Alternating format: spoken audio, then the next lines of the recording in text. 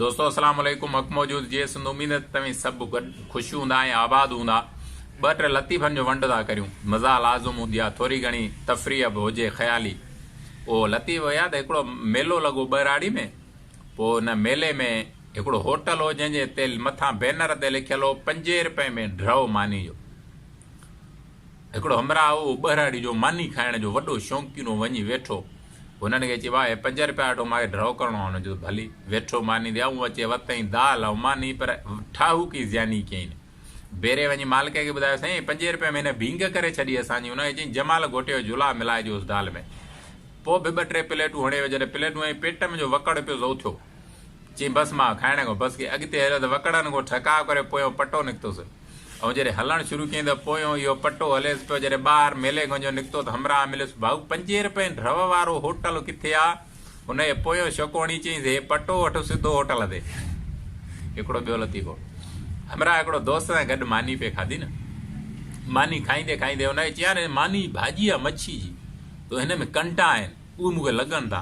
हुनजो पोइ कहिड़ी वॾी ॻाल्हि आहे, चौंपल पाए खाए न। अञा हिकिड़ो लतीफ़ो, हिकिड़ो बादशाह हो, उहो अमीन टाइप जो माण्हू हो। उहो माण्हुनि खे जेतिरी बि भले क़िस्म जी माण्हू महिनत कंदो उन खे घुराए पंहिंजो पाण इनाम ॾींदो।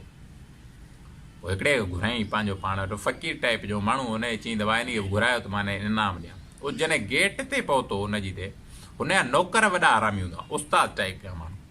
जेको बि माण्हू उते अचे उन खे चवंदा भाई जेको बि तोखे इनाम मिले उन मां अधु असांखे ॾींदे, छॾींदासीं न त न छॾींदासीं।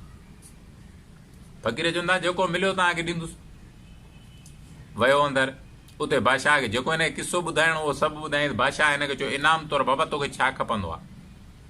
हुन चयो साईं मूंखे इनाम तौरु खपंदो आहे 100 पादर हणो मूंखे। हुन चयो हे अजब क़िस्म जो बादशाह जो इनाम आयो तोखे 100 पादर हणो, सबबु?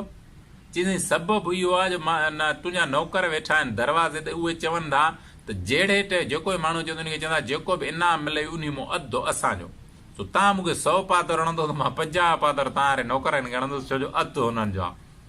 अञा हिकु लतीफ़ो, लतीफ़ा ॾाढा ख़ूबसूरत हूंदा आहिनि, समाजी अकासी बि कंदा आहिनि ज़बरदस्त क़िस्म जी। उहो चवंदा हिकिड़ो गिदड़ हो, रस्ते तां वियो पिए, न सॉरी हा गिदड़ रस्ते तां वियो पिए त परियां शींहुं आयो। उहो शींहं खे रस्ते तां वेंदे 2 3 4 गारियूं पटे ॾिनई। ऐं तो शींहुं पियो लॻे त वठी थो भॼे, भॻो भॻो भॻो भॻो। ॿियो कुझु ॾिसण में न आयो, शहर में काहे पियो। शहर में जो काहे पियो ॾिठई त कुझु कोन्हे, प्रेस क्लबनि जा असां वटि दरवाज़ा खुलिया पिया हूंदा आहिनि। तकड़ में गिदड़ टपी साफ़ी जो कुर्सी ते वेही चश्मो पाए अख़बार हथ में खणी बीह रहियो। शींहुं सहकी सहकीअ जे भरिसां बीठो त शींहं खे ॾिसी चवणु लॻो त भाऊ ॾे हवाला, तोखे भला को गिदड़ गारियूं ॾेई भॼी वियो आहे? त शींहं पुछियुसि तोखे कीअं ख़बर पई? चई अॼोकी अख़बार में ख़बर लिखियलु आहे। शींहं चयुसि अॼोके दौर जा वाह जा साफ़ आहिनि, कमु थियण खां पहिरीं ख़बर लॻी थी वञे।